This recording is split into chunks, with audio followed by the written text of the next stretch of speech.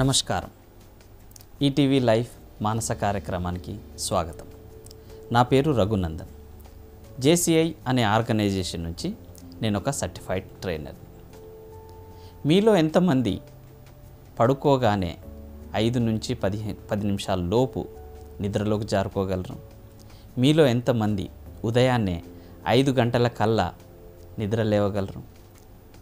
ఉదయాన్నే నిద్ర లేవటం ప్రాబ్లం అయినా లేక పడుకునే ముందు నిద్ర రావటం ప్రాబ్లం అయినా ఈ కార్యక్రమం తప్పకుండా మీకోసమే. ఈనాటి మన అంశం 12 నిద్రకు 10 సూత్రాలు. అసలు నిద్ర వల్ల ప్రాముఖ్యత ఏమిటి? లాభాలేమిటి? నష్టాలేమిటి? ఈ అన్నిటినీ మనం ఈరోజు విపులంగా చర్చించుకుందాం. మొదటగా నిద్ర యొక్క ప్రాముఖ్యత ఏమిటి?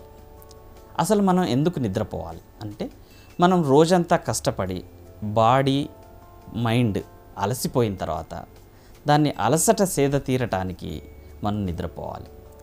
అలాగే నిద్రపోవటం వల్ల మన బాడీ ఏవైనా వ్యాధులు ఉంటే కానీ ఏదైనా ప్రాబ్లమ్స్ ఉంటే కానీ వాటిని రిపేర్ చేసుకోగలుగుతుంది.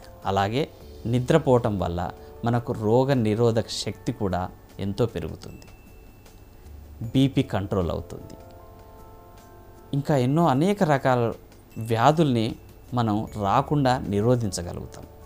అసలు మనం జీవితంలో 3/4 భాగాన్ని మనకు నిద్ర కోసమే కేటాయిస్తున్నాం. అంటే మన జీవితంలో 3/4 భాగం ఉద్యోగానికి కేటాయిస్తే మరొక 3/4 భాగం నిద్ర కేటాయిస్తున్నాం. మరి ఉద్యోగానికి ఇస్తున్న ప్రాముఖ్యతని నిద్రకి ఇస్తున్నామా లేదనే చెప్పాలి. కాబట్టి మొట్టమొదటిగా మనం గుర్తించాల్సిన విషయం ఏంటంటే నిద్ర యొక్క ప్రాముఖ్యతను గుర్తుపట్టుకోవటం. మనం సరిగ్గా కనుక నిద్రపోగలిగితే మనం చేసే పనులలో 14% వృద్ధి కనిపిస్తుంది. అలాగే 20% తప్పుల్ని తక్కువ చేయగలుగుతాం. అలాగే విద్యార్థుల గురించి చూసినట్టయితే వాళ్ళ యొక్క మెమరీ పవర్ కానీ కాన్సన్ట్రేషన్ కానీ నిద్రపైన ఆధారపడి ఉంటుంది. వాళ్ళు రాత్రిపూట సరిగ్గా కనుక నిద్రపోగలిగితే తెల్లారు లేచిన తర్వాత ఎంతో ఆహ్లాదంగా ఉంటుంది. చెప్పే పాఠాలు కూడా శ్రద్ధగా వినగలుగుతారు, అర్థం అవుతాయి. ఇక పరీక్షల సమయంలో నిద్రను త్యాగం చేసి ప్రిపేర్ అవుతానంటే చాలా నష్టాలు ఎదుర్కోవాల్సి వస్తుంది. అలాగే ఏదైనా మనం విజయం సాధించాలంటే నిద్రను త్యాగం చేసి ఆ విజయం కోసం కష్టపడుతూ దాన్ని సాధించాలనుకోవడం చాలా పొరపాటు. ఎందుకంటే మనం అతి తప్పులు చేయటం అవుతుంది నిద్ర లేకపోవడం వల్ల. అలాగే మనం చేస్తున్న పనులు ఎక్కువ సమయం తీసుకుంటాయి. కాబట్టి మొట్టమొదటిగా నిద్ర యొక్క ప్రాముఖ్యతను గుర్తించటం. ఇక రెండోది, మంచి నిద్ర రావాలంటే డే టైంలో మనం సూర్యకాంతిని అందించాలి మన బాడీకి. ఎందుకంటే మనం ప్రకృతిలో నివసిస్తున్నాం. దీంట్లో మనం ప్రకృతి విరుద్ధంగా పోతే అది మనకు సహాయం చేయదు. ఎలాగంటే చాలామంది రాత్రుళ్ళు పనులు చేయటం, తెల్లవారిన తర్వాత నిద్రపోవడం చేస్తూ ఉంటారు. ఇది ఎంత మాత్రము కరెక్ట్ కాదు. ఎందుకంటే మన బాడీ సూర్యరశ్మితో, సూర్యుని ఎనర్జీతో పాటుగా మనం పనులు చేసుకుంటున్నాం. అంటే డే టైంలో మన పూర్వకాలం నుంచి కూడా మనం రోజంతా డే టైంలో సూర్యకాంతిలో పని చేసుకోవటం, సూర్యకాంతి తగ్గిన తర్వాత నిద్రపోవటం మనం అలవాటు చేసుకున్నాం. కాబట్టి సూర్యకాంతి వేళల్లో మనం పనులు చేసుకోవటం, సూర్యకాంతి లేనప్పుడు నిద్రపోవటం చేయాలి. ఎందుకు చేయాలంటే మన బాడీలో మెలటోనిన్ అనే ఒక హార్మోను సూర్యకాంతిని గ్రహించటం వల్ల అది రాత్రి వేళల్లో దీని యొక్క హార్మోన్ని ఎక్కువగా ప్రొడ్యూస్ చేసే అవకాశం ఉంది. అలాగే సూర్యకాంతిని గ్రహించటం వల్ల మన బాడీలో ఉండే ఆర్గాన్స్ అన్నీ కూడా యాక్టివేట్ అవుతాయి. మన బాడీ క్లాక్ రెగ్యులేట్ అవుతుంది. ఇలా మనం సూర్యకాంతిని గ్రహించటం వల్లనే ఇవన్నీ జరుగుతున్నాయి. కాబట్టి సూర్యకాంతిని కనుక మనం తీసుకోగలిగితే రాత్రి వేళల్లో అది నిద్రకు ఎక్కువగా ఉపయోగపడుతుంది.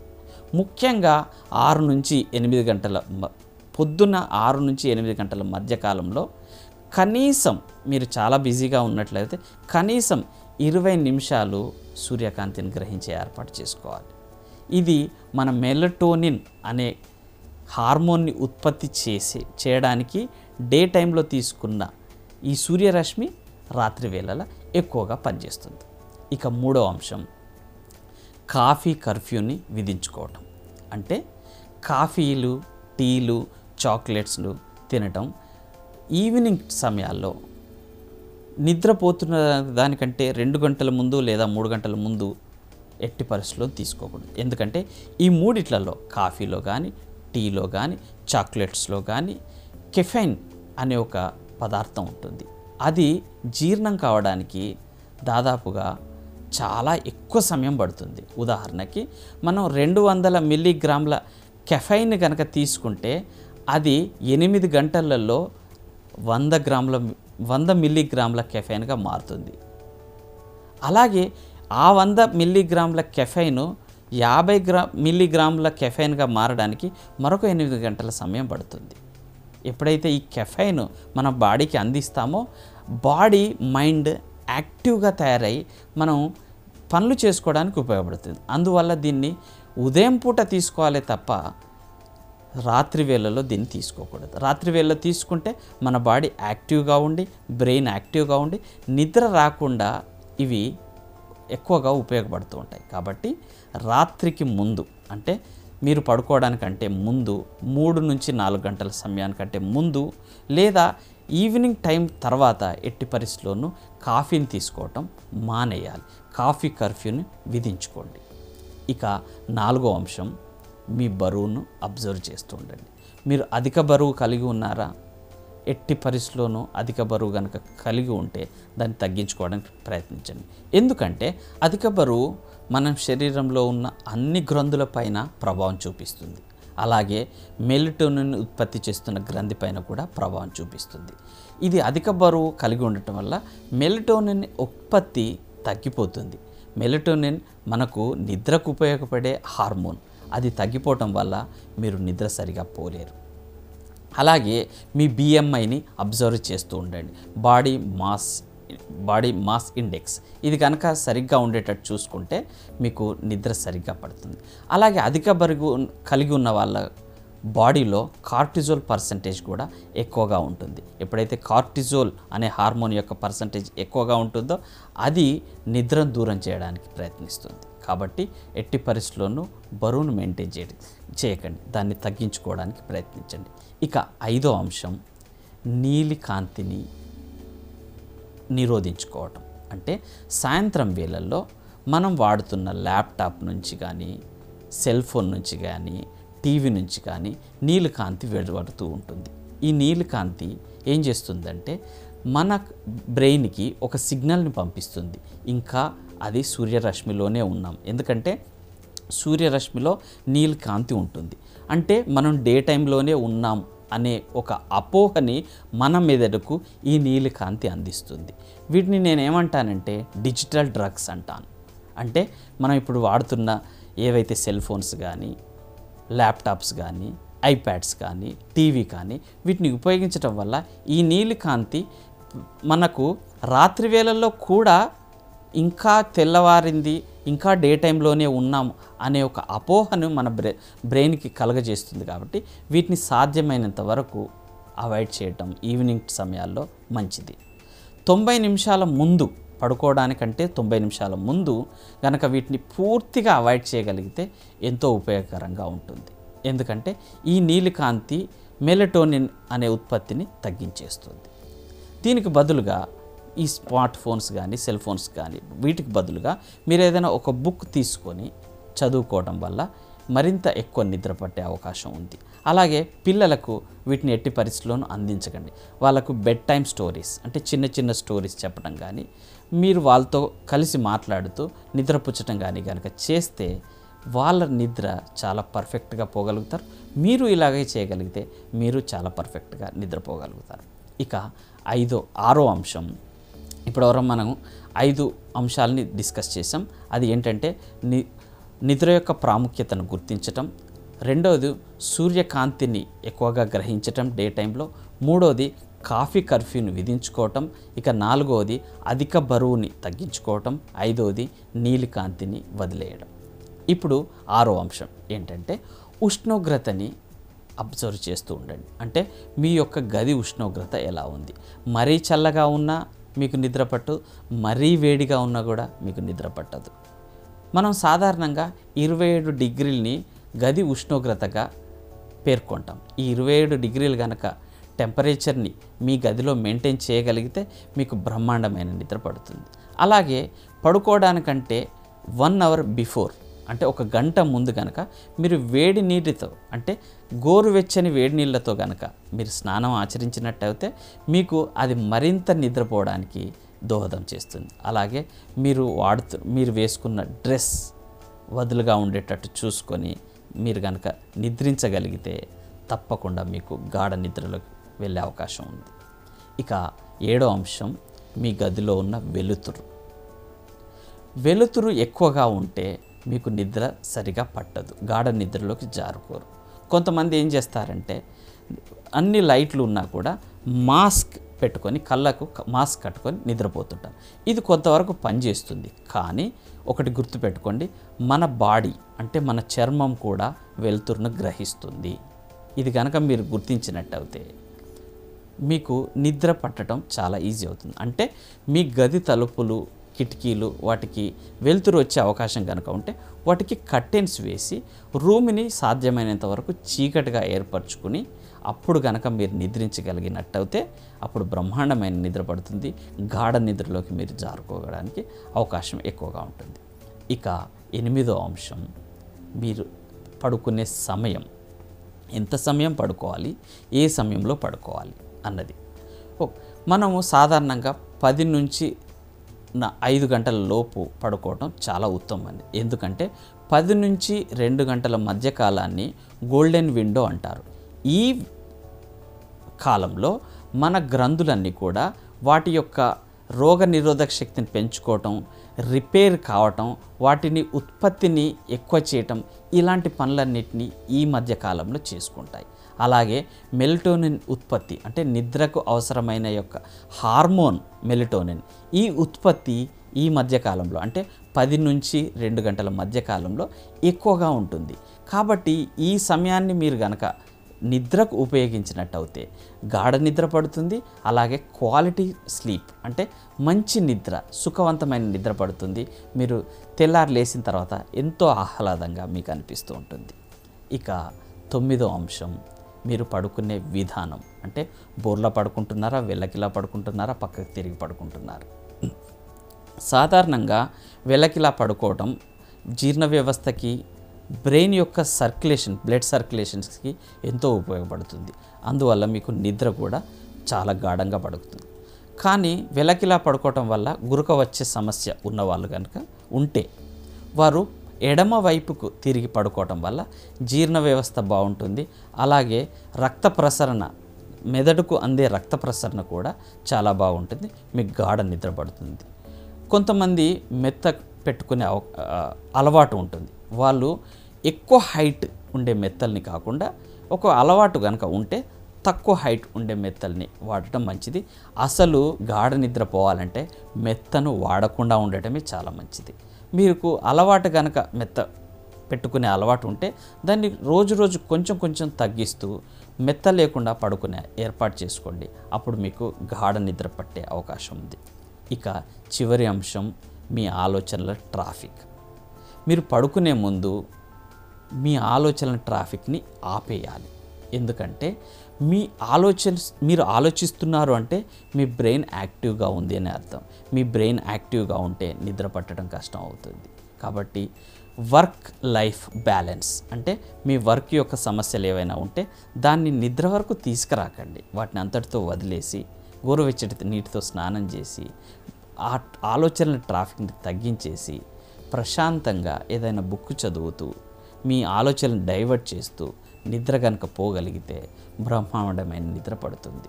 కాబట్టి మిత్రులారా, వర్క్ లైఫ్ బ్యాలెన్స్ చేసుకోండి. అలాగే ఒకవేళ మీకు ఆలోచన ట్రాఫిక్ కనుక ఎక్కువ అనిపిస్తే యూట్యూబ్లో కనుక మీరు గైడెడ్ మెడిటేషన్ అని కనుక టైప్ చేస్తే మీకు కొన్ని రకాల ఆడియో ఫైల్స్ దొరుకుతాయి. వాటిని వింటూ కొద్ది రోజులు ప్రాక్టీస్ చేస్తే ఇది ఒక అలవాటుగా మారి మీరు మరింత ఎక్కువగా నిద్రపోయే అవకాశం ఉంది.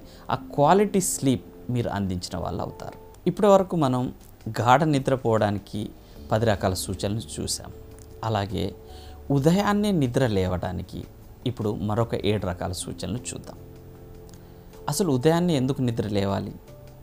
మీరు ఎప్పుడైనా గమనించారో లేదో, టాప్ అథ్లెట్స్ కానీ, ప్రొఫెషనల్స్ కానీ, కంపెనీ సీఈఓస్ కానీ ఉదయాన్నే నిద్రలేస్తారు. ఎందుకంటే ఉదయాన్నే నిద్ర లేవటం వల్ల మనకు కాస్మిక్ ఎనర్జీ అందుతుంది, మన బాడీకి కాస్మిక్ ఎనర్జీ అందుతుంది. అలాగే ఆ గాలిలో ఉండే ఎనర్జీ అందుతుంది. అలాగే మనకు ప్రీ ఫ్రంటల్ కార్టెక్స్ అని ఇక్కడ ఉంటుంది, అది యాక్టివేట్ అవుతుంది. ఇదంతా ఎప్పుడు జరుగుతుందంటే మనం గనక బ్రహ్మముహూర్తంలో నిద్ర లేసినట్టయితే అప్పుడు ఈ ప్రీ ఫ్రంటల్ కార్టెక్స్ అనేది యాక్టివేట్ అవుతుంది. అలాగే ఈ బ్రహ్మముహూర్తంలో గాలిలో ఉండే ఎనర్జీ మన బాడీకి అందుతుంది. అలాగే ఈ బ్రహ్మముహూర్తంలో లేవడం వల్ల కాస్మిక్ ఎనర్జీ వల్ల మన బాడీ రిసీవ్ చేసుకొని మీరు ఏదైతే పనులు చేస్తారో అవన్నీ ఫోకస్డ్గా, కాన్సన్ట్రేటెడ్గా చేసే అవకాశం ఉంటుంది. అయితే ఈ బ్రహ్మముహూర్తం అంటే ఏమిటి అంటే సూర్యోదయానికంటే 96 నిమిషాల ముందు కాలాన్ని మనం బ్రహ్మముహూర్తం అంటారు. ఈ బ్రహ్మముహూర్తంలో లేవటం వల్ల కాన్సన్ట్రేషన్ పెరుగుతుంది, విల్ పవర్ పెరుగుతుంది, అలాగే మీరు ఎనర్జెటిక్గా ఉంటారు.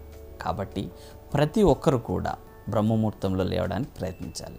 అంటే సాధారణంగా బ్రహ్మముహూర్తము ఏ కాలంలోనైనా కూడా 5 గంటలకు అటు ఇటుగా ఉంటుంది. కాబట్టి ఉదయాన్నే ప్రతి ఒక్కరు కూడా 5 గంటలకు గనక నిద్ర లేవగలిగితే అది చాలా రకంగా, అన్ని రకాలుగా ఉపయోగకరంగా ఉంటుంది. అయితే చాలామందికి ఉదయాన్నే నిద్ర లేవడం అలవాటు, ఇది అలవాటు ఉండదు. వారు ఒక్కొక్కసారి ప్రయత్నిస్తూ ఉంటారు, ఉదయాన్నే నిద్ర లేవడానికి ప్రయత్నించి ఆ తర్వాత మధ్యాహ్నం అంతా డ్రౌజీగా ఉండి సాయంత్రానికి అలసిపోయి ఇది మన వల్ల కాదులే, it's not my cup of tea అని అనుకొని ఇది అలవాటు కాకుండానే దాన్ని త్యజించేస్తూ ఉంటారు. కాబట్టి దీన్ని ఒక అలవాటుగా మార్చుకోవాలి. ఎందుకంటే చాలామంది ఉదయాన్నే 7 గంటలకు లేస్తున్న వాళ్ళు కాస్త 5 గంటలు ఒకేసారి నిద్ర లేవటం వల్ల వారి యొక్క బాడీ క్లాక్ ఏదైతే ఉంటుందో అది డిస్టర్బ్ అవుతుంది. అది డిస్టర్బ్ కావడం వల్ల మీకు అది అలవాటు కాకపోగా మీకు మరిన్ని సమస్యలను సృష్టిస్తుంది. సో దీనిని మనం ఒక అలవాటుగా ఎలా చేసుకోవాలి?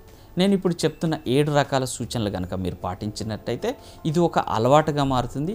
ఆ అలవాటు అయిన తర్వాత మీరు ఉదయం 7 గంటల వరకు ఎలా లేస్తున్నారో 5 గంటలకు కూడా అంతే సులభంగా, అంతే ఈజీగా నిద్రలేస్తారు. మొట్టమొదటిగా చిన్న చిన్న స్టెప్స్తో మొదలుపెట్టండి. అంటే ఏంటంటే మీరు 7 గంటలకు నిద్రలేస్తున్నవారు ఒకేసారి 5 గంటలకు నిద్రలేస్తే మన బాడీ క్లాక్ డిస్టర్బ్ అవుతుంది. దానికి బదులుగా ఒక 4 నుంచి 5 రోజుల వరకు 15 నిమిషాల ముందు లేవడానికి ప్రయత్నించండి. అంటే 7 గంటలకు కాకుండా 6 గంటల 45 నిమిషాలకు కనుక ఒక 4 నుంచి 5 రోజులు లేవగలిగితే మన బాడీ క్లాక్ 15 నిమిషాల కాలాన్ని, చాలా తక్కువ కాలం, ఇది 1% ఆఫ్ ఏ డే, అంటే మనకు 1440 నిమిషాలు ఒక రోజులో ఉంటాయి. దాంట్లో 1% సుమారుగా 15 నిమిషాలు అవుతుంది. మనం 15 నిమిషాలు నిద్ర ముందు లేవటం వల్ల మన బాడీ క్లాక్ అంతగా గుర్తించదు. కాబట్టి మీరు సులువుగా నిద్రలేస్తారు. ఆ తర్వాత 5 రోజుల తర్వాత మరొక 15 నిమిషాలు తగ్గించండి. ఆ తర్వాత 5 రోజుల తర్వాత మరొక 15 నిమిషాలు. ఇలా మీరు కనుక 8 వారాల్లో చూసినట్టయితే మీరు ఎంతో ముందుకు వచ్చేస్తారు. నియర్లీ 5 గంటల వరకు నిద్ర లేవడానికి ప్రయత్నం చేయవచ్చు. ఇక రెండో అంశం, మీరు దీన్ని అలవాటు చేస్తున్న కాలంలో నో మోర్ హాలిడేస్. అంటే విద్యార్థులు కనుక చూసినట్టయితే ఆదివారం రాగానే వాళ్ళ మమ్మీతో చెప్పేస్తారు, నేను రేపు ఆదివారం కదా, నేను 8 తర్వాత లేస్తాను, 10 గంటలకు లేస్తాను అని. ఎప్పుడైతే దీన్ని అలవాటు చేసుకుందాం అని మీరు ప్రయత్నిస్తున్నారో హాలిడేస్ తీసుకోకండి. అంటే ఆదివారాల్లాగా చూడకండి. ప్రతిరోజుని కూడా సాధారణమైన రోజుగా, వర్కింగ్ డే లాగా కనుక చూసినట్టయితే అది మనకు అలవాటుగా మారుతుంది. ఎందుకంటే ఏదైనా ఒక అలవాటు మారాలంటే 21 రోజులు కంటిన్యూస్గా ప్రయత్నించాలి. ఒకవేళ మీరు ఆదివారాలు లేదా హాలిడేస్ కనుక తీసుకున్నట్టయితే మీరు 21 కంటిన్యూస్ డేస్ని ప్రయత్నించటం లేదు కాబట్టి ఇది ఒక అలవాటుగా మారడం చాలా కష్టంగా ఉంటుంది. కాబట్టి second tip is no more holidays. ఇక third tip is write down your goal. అంటే ప్రతిరోజు కూడా మీరు రేపు పొద్దున ఎన్ని గంటలకు లేస్తారో, అంటే ఉదాహరణకి 6 గంటల 15 నిమిషాలకు లేస్తున్నారు అని అనుకున్నారనుకోండి, 6 గంటల 15 నిమిషాలకు నేను నిద్ర లేస్తాను అని రాసుకోండి. రాయటం వల్ల రైటింగ్ ఈజ్ ఫోకసింగ్. అంటే రాయటం వల్ల ఏమవుతుందంటే మీరు మీ యొక్క సబ్కాన్షియస్ మైండ్కి ఒక కమాండ్ని అందిస్తున్నారు. అంటే ఇది నాకు ఇంపార్టెంట్. ఎందుకంటే మనకు ప్రతిరోజు 60 నుంచి 65 వేల ఆలోచనలు వస్తాయి. ఆ ఆలోచనలలో ఏది ముఖ్యమైనదో ఏది ముఖ్యం కానిదో మన సబ్కాన్షియస్ మైండ్కి తెలియదు. ఎప్పుడైతే మీరు రాస్తారో, అంటే మీ గోల్ని రాయమని చెప్తారు, ఇది ఒక గోల్ లాంటిది. గోల్ని కనుక మీరు రాస్తారో అప్పుడు మీ సబ్కాన్షియస్ మైండ్ మీ మాట వింటుంది. తెల్లవారగానే అంటే 6 గంటల 15 నిమిషాలని కనుక మీరు పెట్టుకుంటే 6 గంటల 15 నిమిషాలకు లేస్తారు. 5 గంటల 30 నిమిషాలని పెట్టుకుంటే 5 గంటల 30 నిమిషాలకు లేస్తారు. ఇలా 15 నిమిషాలు తగ్గిస్తూ ప్రతిరోజు రాసుకోవటం వల్ల మీరు 5 గంటల కాలంలో లేవటం చాలా సులభంగా చేయవచ్చు. ఇక 4వ అంశం, are you getting enough sleep? అంటే మీకు నిద్ర సరిపోతుందా అని ప్రశ్నించుకోండి. ఎందుకంటే సాధారణంగా మనకు 7 నుంచి 8 గంటల సమయం నిద్ర కేటాయించాలి. అప్పుడే పుట్టిన పిల్లలు 22 గంటల పాటు నిద్రపోతారు.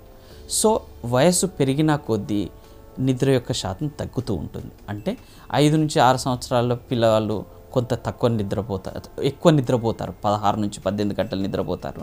అలాగే కొంత వయసు పెరిగిన తర్వాత అలా తగ్గుతూ సాధారణ విద్యార్థులు అంటే 10వ తరగతి ఆ తర్వాత పై తరగతుల వాళ్ళు 7 నుంచి 8 గంటల నిద్ర కనుక పోగలిగితే అది సరిపోతుంది. కాబట్టి మీరు 7 నుంచి 8 గంటల నిద్ర సరిగా పోతున్నారా, 10 గంటల కల్లా నిద్ర పోగలుగుతున్నారా అబ్జర్వ్ చేయండి. మనం ఎలాగైతే అలారం పెట్టుకొని లేస్తున్నామో అలారం పెట్టుకొని పడుకోవాలి. అంటే 10 గంటలకు అలారం పెట్టుకొని ఆ అలారం మోగగానే అన్ని పనులను మానేసుకొని 10 గంటల కల్లా నిద్రపోవడానికి ప్రయత్నించాలి. ఇక 5వ అంశం, నో స్నూస్. అంటే స్నూజ్ బటన్ని, అలారం బటన్లో స్నూజ్ బటన్ని నొక్కకండి. మీరు ఎప్పుడైతే 5 గంటల 30 నిమిషాలకు లేవాలని అనుకుంటున్నారో అలారం మోగగానే వెంటనే లేచిపోండి. ఎందుకంటే మీరు స్నూజ్ చేస్తున్నారంటే మిమ్మల్ని మీరు మోసం చేసుకుంటున్నారు అని అర్థం. ఎందుకంటే అంతకు ముందు రోజే మీరు ఒక కమిట్మెంట్ మీకు ఇచ్చుకున్నారు, మీరే ఆ కమిట్మెంట్ని బ్రేక్ చేస్తున్నారు. ఎప్పుడైతే మిమ్మల్ని మీరు మోసం చేసుకుంటారో ఇది ఒక అలవాటు, ఎప్పటికీ మారదు. కాబట్టి నో మోర్ స్నూజ్. ఎట్టి పరిస్థితుల్లోనూ స్నూజ్ బటన్ని నొక్కకండి. ఇక 6వ అంశం, jump out of the bed. మీరు కనుక ఆలోచిస్తూ ఇక పడుకుందామా లేద్దామా అనే ఆలోచనలో మీరు ఆలోచిస్తున్నారంటే తప్పకుండా మన బ్రెయిన్ లీస్ట్ రెసిస్టెన్స్ పత్ని తీసుకుంటుంది. అంటే మనం పడుకోవడానికే ప్రయత్నిస్తాం. కాబట్టి ఆ ఆలోచన రాకముందే జంప్ అవుట్ ఆఫ్ ద బెడ్లోంచి జంప్ చేసేసేయండి. ఇక చివరి అంశం ఏంటంటే డూ వాట్ యు లవ్. నిద్ర లేవగానే మీకు అతి ఇష్టమైన పనిని చేయండి. దీనివల్ల మీరు ఆ పని కోసమైనా మీరు నిద్రలేస్తారు. కాబట్టి మీకు ఏది అతి ముఖ్యమైందో ఆ పనిని నిద్ర లేవగానే చేసేసేయండి. చేసేస్తే ఎంతో సుఖంగా ఉంటుంది. మీ ప్యాషన్ని మీరు సాధించిన వాళ్ళు అవుతారు. చివరిగా ఒక్క విషయం గుర్తుపెట్టుకోండి, ముందు రోజు ఏదైతే నిద్ర ఏ టైంకు లేవాలో అనుకుంటున్నారో నెక్స్ట్ డే ఏ టైంకు లేస్తున్నారో దానికి మధ్య కనుక వ్యత్యాసం కనుక ఉంటే మీరు సాధిస్తున్న విజయంలో ఎట్టి పరిస్థితుల్లోనూ విజయాన్ని సాధించలేరు. అది ఏ గోల్ అయినా కావచ్చు. నిద్రకున్న ప్రాముఖ్యత అలాంటిది. అంటే పొద్దున అనుకున్న సమయానికి ఎవరైతే నిద్రలేస్తారో వాళ్ళ విజయ శాతం ఎక్కువగా ఉంటుంది. కాబట్టి మీరు పండంటి నిద్రకు 10 సూత్రాలను పాటిస్తారని ఆశిస్తూ, అలాగే ఉదయాన్నే నిద్ర లేవడానికి ఈ 7 సూత్రాలను పాటిస్తారని ఆశిస్తూ నమస్కారం.